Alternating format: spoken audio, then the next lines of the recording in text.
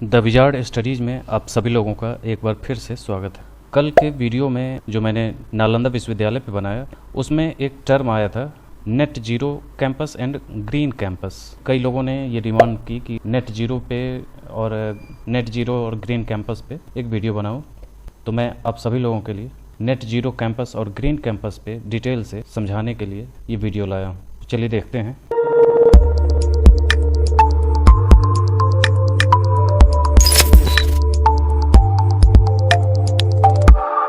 दुनिया भर के विश्वविद्यालयों की नेट शून्य प्रतिबद्धताओं के बढ़ने के साथ SDSN sustainable development solutions network ने क्लाइमेट वर्क्स सेंटर और मोनाश यूनिवर्सिटी, ये ऑस्ट्रेलिया में है, और सेकंड नेचर और EAUC के सहयोग से नेट जीरो ऑन कैंपस पहल विकसित की है। और उन्होंने विश्वविद्यालयों और कॉलेजों को अपनी जलवायु कार्रवाई योजनाओं को गति देने में मदद करने के लिए एक गाइड और ऑनलाइन टूल किट तैयार की है। सबसे पहले तो ये समझ लीजिए कि नेट जीरो क्या होता है। नेट जीरो कहने का मतलब ये होता है कि अगर हम किसी वर्ष विशेष को आधार बना करके, मान लें 1990 को हमने आधार बना लिया, तो 1990 के को आधार वर्ष मान करके अभी जो कार्बन उत्सर्जन हो रहा है उसके आधार पर अगर हम इस लेवल पे पहुंच गए, अगर 1990 में कार्बन उत्सर्जन का जितना प्रतिशत था वातावरण में, उतने प्रतिशत पे, यानी कि कोई संस्था या कोई देश की बात करें तो कोई देश अगर उसी कार्बन उत्सर्जन के परसेंटेज पे वापस पहुंच जा रहा है तो वो नेट जीरो पे पहुंच जाता है। ये सब कॉन्सेप्ट जो है वो जलवायु परिवर्तन सम्मेलनों की देन है।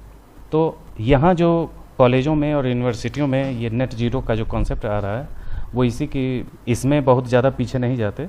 यहाँ केवल जो कार्बन उत्सर्जन हो रहा है उस कॉलेज का उसमें की कोई भूमिका न हो कार्बन उत्सर्जन में, वो जीरो पे ही रहे, यानी कि पिछले साल की तुलना में इस साल में वो जीरो पे ही कार्बन उत्सर्जन पे रहे तो हम उसे नेट जीरो कहेंगे। तो यही नेट जीरो है। आगे देखते हैं कि ऑनलाइन टूलकिट संसाधनों के उदाहरणों की एक विस्तृत श्रृंखला प्रदान करता है जो कि दुनिया भर के कॉलेजों और विश्वविद्यालय परिसरों में डीकार्बनाइजेशन प्रयासों की योजना और कार्यान्वयन का समर्थन कर सकते हैं।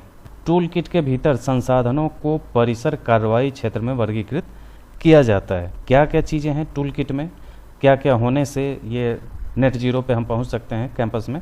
नेट जीरो कैंपस के लिए क्या क्या चीज़ें चाहिए इसको समझिए। उसमें ऊर्जा, गतिशीलता, सुविधाएँ, अपशिष्ट और पुनर्चक्रण, मूल्य श्रृंखला, परिसर संचालन से परे, ये सारे जो वर्गीकरण हैं उसको देखिए। ऊर्जा के मामले में विश्वविद्यालय और कॉलेज काम करने, अध्ययन करने, पढ़ाने और रहने के लिए जगह प्रदान करते हैं, इसलिए वे प्रकाश व्यवस्था, प्रौद्योगिकी, उपकरण, गर्म पानी और स्थान को गर्म या ठंडा करने के लिए महत्वपूर्ण ऊर्जा का उपभोग करते हैं। तो विश्वविद्यालय और कॉलेज अपनी ऊर्जा मांग को कम करके और नवीकरणीय ऊर्जा उत्पादन का समर्थन करके ऊर्जा संक्रमण को तेज करने में योगदान दे सकते हैं। यानी कि ये कार्बन उत्सर्जन अपने तरफ से कुछ भी ना करें, यानी कि पानी गर्म करना है तो सोलर प्लांट लगे होंगे, स्थान को गर्म करना है तो इसी ढंग का कोई ना कोई ऐसी चीज़ों का इस्तेमाल, ऐसी टेक्नोलॉजी का इस्तेमाल यहाँ करना है जो नवीकरणीय ऊर्जा स्रोत से आ रहे हों, ताकि कार्बन उत्सर्जन न के बराबर हो। गतिशीलता में देखें तो लोगों के कैंपस आने जाने के तरीकों को संबोधित करना, यानी शुद्ध शून्य उत्सर्जन तक पहुंचने में महत्वपूर्ण होगा। मुख्य रणनीति में यहाँ क्या क्या है, तो जहाँ तक संभव हो वहाँ यात्रा करने की आवश्यकता से बचना, निजी वाहनों पर निर्भरता कम करना, पैदल चलना, साइकिल चलाना, सार्वजनिक परिवहन जैसे संधारणीय विकल्पों को प्रोत्साहित करना, और कैंपस बेड़े और माल ढुलाई उत्सर्जन में सुधार करना। यानी कि आवागमन के साधनों में भी आपको फोकस करना है कि या तो साइकिल से चलें या पैदल चलें, और निजी वाहनों से बिल्कुल ना चलें। जो सार्वजनिक वाहन हों वो भी इस ढंग के हों जो कार्बन उत्सर्जन न करें उस कैंपस में, इस ढंग की चीज़ें। सुविधाओं में हम देखें तो सुविधाओं में काम करने, पढ़ाने, अध्ययन करने, प्रयोगशालाओं, निवास और मनोरंजन के लिए इमारतें कैसी होनी चाहिए, इस पे फोकस करना है कि वहाँ की ऊर्जा, सामग्री, परिवहन, अपशिष्ट के क्षेत्रों में फैली हुई चीज़ें, ये सब इसमें शामिल होते हैं। इनमें भी कार्बन उत्सर्जन से बचना है। ऊर्जा गहन उपकरणों को बदलना, हरित प्रयोगशालाओं को स्थापित करना, परिसर की इमारतों को फिर से तैयार करना, ये सब चीज़ें शामिल होती हैं। आगे देखें, अपशिष्ट और पुनर्चक्रण की बात करें तो परिसर में ऊर्जा और गतिशीलता क्षेत्रों की तुलना में अपशिष्ट क्षेत्र ग्रीन हाउस गैसों में आनुपातिक रूप से कम मात्रा में योगदान देता है। यानी कि अपशिष्ट जहाँ भी इकट्ठे होते हैं, जैसे कूड़े का ढेर जहाँ भी लगेगा वहाँ ढेर सारे ग्रीन हाउस गैसें रिलीज होती हैं जो ग्रीन हाउस इफेक्ट पैदा करती हैं, तो वो भी नहीं होना चाहिए। हालांकि शुद्ध शून्य तक पहुंचने के लिए यह महत्वपूर्ण है कि अपशिष्ट क्षेत्र से उत्सर्जन को संबोधित किया जाए, जैसे कि परिसर में एक परिपत्र अर्थव्यवस्था और सामग्री पुनर्प्राप्ति रणनीतियों के कार्यान्वयन के माध्यम से। यानी कि इसके लिए भी हर तरीके से अपशिष्टों का या तो पुनर्चक्रण हो जाए या अपशिष्ट को इस तरीके से व्यवस्थित किया जाए कि वहाँ से ग्रीन हाउस गैसों का उत्सर्जन न हो। मूल्य श्रृंखला का हम देखें तो सामान खरीदते समय इन चीज़ों का ध्यान रखना है कि जो उपकरण हम खरीद रहे हैं उन उपकरणों में कोई ऐसा उपकरण तो नहीं है जो सस्टेनेबल नहीं है, कोई ऐसा उपकरण तो नहीं है जो कार्बन उत्सर्जन कर रहा हो। तो इन सब चीज़ों का ध्यान देना है।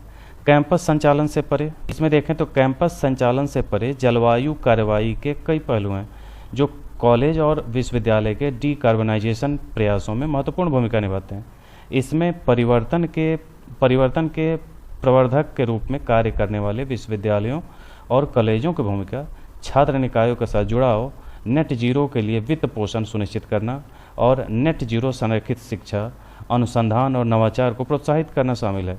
प्रवर्धन का मतलब होता है कि कोई भी चीज़ को और बेहतर बनाना, तो परिवर्तन के साथ साथ प्रवर्धन भी करना है इस कैंपस को। और कॉलेज की भूमिका और छात्र निकायों से जुड़ाव, ये सभी चीज़ों का सहारा लेते हुए कैंपस का संचालन करना है, नवाचार को प्रोत्साहन देना है, ये सब चीज़ें ध्यान देनी है। तो वो था नेट जीरो कैंपस। अब है green campus programme. Green campus कार्यक्रम स्कूलों और कॉलेजों को पारंपरिक शैक्षणिक संस्थानों की तुलना में छात्रों के कल्याण को ध्यान रखते हुए जल और जैव विविधता जैसे प्राकृतिक संसाधनों का संरक्षण करने, ऊर्जा दक्षता को अनुकूलित करने, अपशिष्ट प्रबंधन करने और जलवायु परिवर्तन और स्थिरता के बारे में शिक्षित करने में सक्षम बनाता है। इसके भी 3 आयाम हैं। पहला है जागरूकता। तो यहाँ के प्रिंसिपल का भी काम है कि जागरूकता पैदा करें बच्चों में, और शिक्षण संस्थानों के प्रिंसिपल, डीन, विभागाध्यक्ष ये सब शामिल होते हुए शिक्षक प्रशिक्षण कार्यक्रम आयोजित किए जाते हैं और जिसमें शिक्षक भी भाग लेते हैं और विद्यार्थी भी भाग लेते हैं ताकि जागरूकता फैल सके। कार्रवाई की बात करें तो पंजीकृत संस्थान 5 प्रमुख क्षेत्रों वायु और स्वास्थ्य, जल प्रबंधन, अपशिष्ट प्रबंधन, ऊर्जा दक्षता पर काम करते हैं, जिसमें टीम द्वारा निरंतर मार्गदर्शन और सहायता दी जाती है, जिसके बाद ऑडिट भी किया जाता है। तो ये सारी चीज़ें ग्रीन कैंपस में होती हैं। अद्भुत हस्तक्षेपों का संकलन मिलेगा जिसमें प्रत्येक ऊर्जा और पानी के संरक्षण और LED लाइट्स, सोलर पैनल, अपशिष्ट जल उपचार, वर्षा जल संचयन, खेती, सब्जी, हर्बल तितली उद्यान, वर्टिकल ग्रीन वॉल, अपशिष्ट पृथक्करण, खाद बनाना, कचरे का पुनः उपयोग, स्कूल जाने के लिए साइकिल चलाना, संसाधन कुशल परिसर बनाने और सुंदर कहानियाँ बयां करती हैं। ये सारी चीज़ें जो आपने नेट जीरो वाले में देखा था उसमें और इसमें बहुत थोड़ा कहीं फ़र्क है। केवल उसमें नेट जीरो पे पहुंचना था, कहने का मतलब था, और यहाँ ग्रीन कैंपस भी डेवलप करना है। तो ग्रीन कैंपस कहें या नेट जीरो कैंपस कहें, दोनों आसपास ही से संबंध रखते हैं, दोनों मिलते जुलते से शब्द हैं। तीसरा चरण है प्रशंसा और पुरस्कार का। पंजीकृत शैक्षणिक संस्थानों द्वारा की गई पहलों, विचारों और प्रथाओं के प्रभाव के आधार पर क्लाइमेट प्रोजेक्ट फाउंडेशन परिसर को ग्रीन के रूप में मान्यता देता है और उन्हें पुरस्कार देता है। प्रत्येक ग्रीन कैंपस प्रमाणिक स्कूल प्लैटिनम, गोल्ड, सिल्वर और कांस्य के लिए रेटिंग प्रदान की जाती है। तो ये सब पुरस्कार, इसका प्रभाव क्या होगा?